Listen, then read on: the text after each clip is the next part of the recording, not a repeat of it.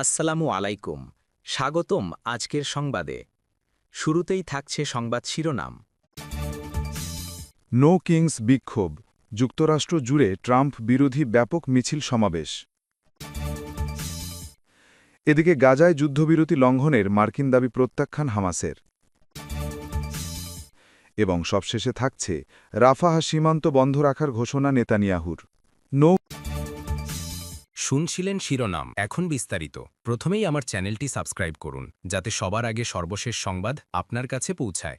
সংবাদটি আপনি কোথা থেকে শুনছেন জানিয়ে দিন কমেন্টে। কিংস বিক্ষোভ, যুক্তরাষ্ট্র জুড়ে ট্রাম্প বিরোধী ব্যাপক মিছিল সমাবেশ। প্রেসিডেন্ট ডোনাল্ড ট্রাম্পের নীতির বিরুদ্ধে যুক্তরাষ্ট্রের বিভিন্ন শহরে প্রতিবাদ কর্মসূচিতে যোগ দিয়েছে বিপুল সংখ্যক মানুষ। New York, Washington DC, Chicago, Miami ও লস অ্যাঞ্জেলস সহ বিভিন্ন শহরে এই বিক্ষোভ হয়েছে। নিউ ইয়র্কের টাইম স্কোয়ারের সামনের সমাবেশে হাজার হাজার মানুষ অংশ নিয়েছে। সড়ক ও পাতাল রেলেও প্রবেশপথগুলো লোকারণ্য হয়ে পড়েছিল। তারা রাজতন্ত্র নয়, গণতন্ত্র এবং সংবিধান বিকল্প কিছু নয় এমন স্লোগান সম্বলিত প্ল্যাকার্ড বহন করেছেন।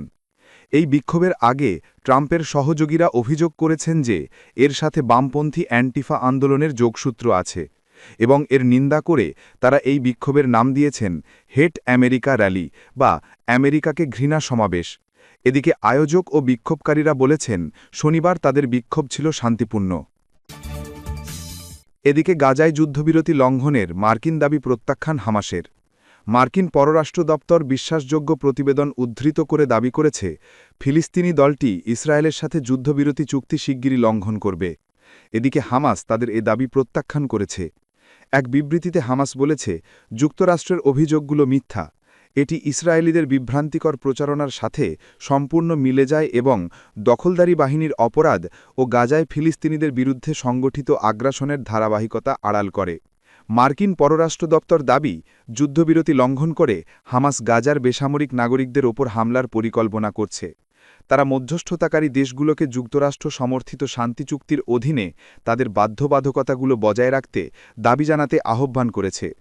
শনিবার রাতে এক বিবৃতিতে পররাষ্ট্র দপ্তর দাবি করেছে তারা গাজার জনগণের বিরুদ্ধে হামাসের আসন্ন যুদ্ধবিরতি লঙ্ঘনের ইঙ্গিত দেয় এমন বিশ্বাসযোগ্য প্রতিবেদন পেয়েছে।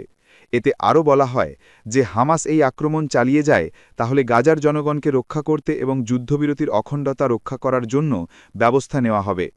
তবে পরিকল্পিত হামলা সম্পর্কে সুনির্দিষ্ট বিবরণ এতে দেওয়া হয়নি। অন্যদিকে হামাস ইসরায়েলি দখলদারিত্বের বিভ্রান্তিকর বর্ণনার পুনরাবৃত্তি বন্ধ করতে এবং যুদ্ধবিরতি চুক্তির বারবার লঙ্ঘন বন্ধ করার দিকে মনোযোগ দিতে যুক্তরাষ্ট্রের প্রতি আহ্বান জানিয়েছে।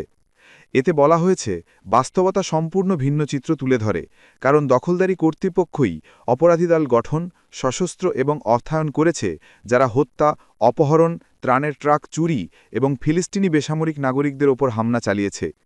তারা মিডিয়া ও ভিডিও ক্লিপের মাধ্যমে প্রকাশ্যে তাদের অপরাধ স্বীকার করেছে, যা বিশৃঙ্খলা ছড়িয়ে দেওয়ার এবং নিরাপত্তা ব্যাহত করার ক্ষেত্রে দখলদারীদের জড়িত থাকার বিষয়টি নিশ্চিত করেছে।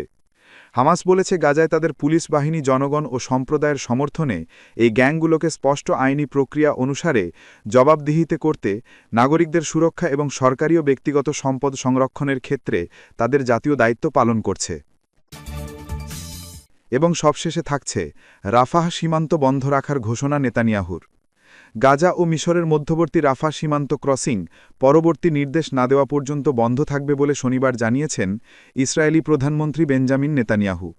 তিনি বলেছেন হামাসের নিহত ইসরায়েলি পণ্যবন্দীদের লাশ হস্তান্তরের ওপর এটি নির্ভর করবে। এর আগে মিশরে অবস্থিত ফিলিস্তিনি দূতাবাস ঘোষণা করে গাজার প্রধান প্রবেশদ্বার রাফাহ ক্রসিং সোমবার থেকে পুনরায় খুলে দেওয়া হবে। এর পরপরেই নেতানিয়াহু এই বিবৃতি দেয়। গত কয়েকদিন ধরেই নেতানিয়াহুর সরকার ও হামাস যুদ্ধবিরতি লঙ্ঘনের জন্য একে অপরকে দোষারোপ করে আসছে। শনিবার রাতে এক বিবৃতিতে হামাস বলেছে নেতানিয়াহুর এই সিদ্ধান্ত যুদ্ধবিরতি চুক্তির স্পষ্ট লঙ্ঘন। এটি মধ্যস্থতাকারীদের তিনি যে প্রতিশ্রুতি দিয়েছিলেন তা প্রত্যাখ্যান করেছে। উল্লেখ্য যে রাফাহ ক্রসিং অব্যাহতভাবে বন্ধ থাকার ফলে ধ্বংসস্তূপের নিচে বাকি পণ্যবন্দীদের লাশ অনুসন্ধান ও চিহ্নিত করার প্রয়োজনীয় সরঞ্জাম প্রবেশে বাধা সৃষ্টি করবে, ফলে লাশ উদ্ধার ও হস্তান্তরও বিলম্বিত হবে। চুক্তির অংশ হিসেবে হামাস ২০টি জীবিত ইসরায়েলি পণ্যবন্দী হস্তান্তর করেছে। বিনিময়ে ইসরায়েল প্রায় ২০০০ ফিলিস্তিনি বন্দীদের মুক্তি দিয়েছে।